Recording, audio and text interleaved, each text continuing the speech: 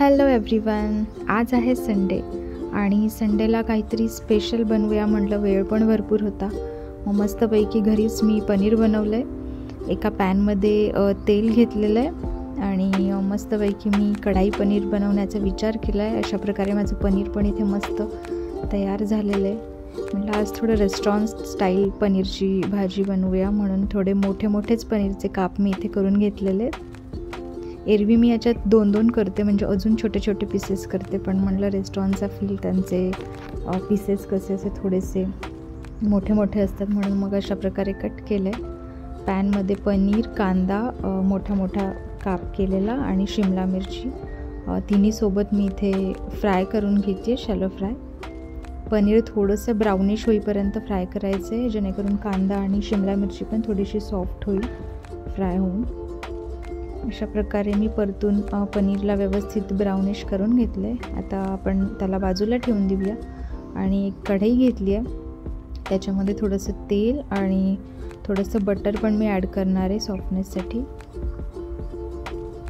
अशा प्रकारे एक बटरचा क्यूब पण मी इथे तेलातच ॲड केलेला आहे.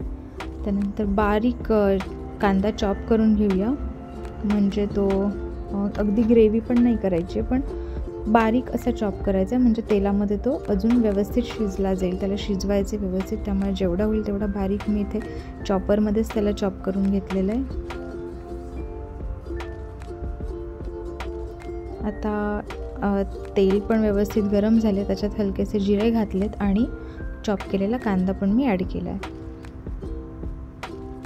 अशा प्रकारे व्यवस्थित त्याला हलवून घेते. त्याच्यामध्ये जिंजर गार्लिकची पेस्ट पण मी ॲड केली 1 चमचा आणि त्या दोन्हीला व्यवस्थित परतून घेते.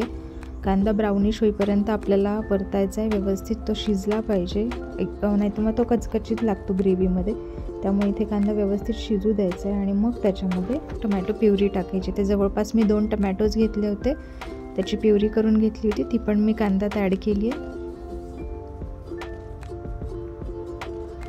अशा प्रकारे व्यवस्थित हलवून घेतलं आणि त्याच्यामध्ये मी 1 चमचा हळद, 1 चमचा लाल तिखट, गरम मसाला ॲड केलेला आहे आणि धनेपूड पण ॲड केली आहे. व्यवस्थित सगळं मिक्स करून घेऊया एकदा.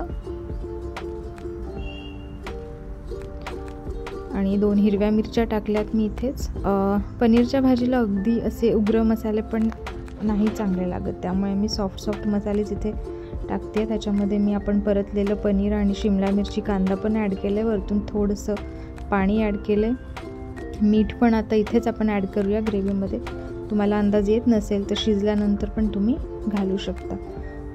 हा मी इथे पनीर सब्जी मसाला जो असतो तो घातला आहे. थोडीशी कोथिंबीर आणि कसुरी मेथी ॲड केली आहे 1 चमचा. व्यवस्थित एकदा हलवूया आणि एकदा छान वाफ येण्यासाठी याला आपण 5 मिनिटासाठी झाकून ठेवूया. अशा प्रकारे ही तयार आहे रेस्टॉरंट स्टाईल कढाई पनीर.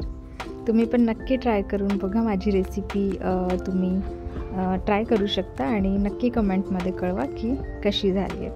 आता इथे मी सर्व करते गरम पनीरची भाजी, पोळी आणि कांदा आणि लिंबू. तुम्हाला हवं असलेलं सॅलड तुम्ही याच्यामध्ये अजून ॲड करू शकता.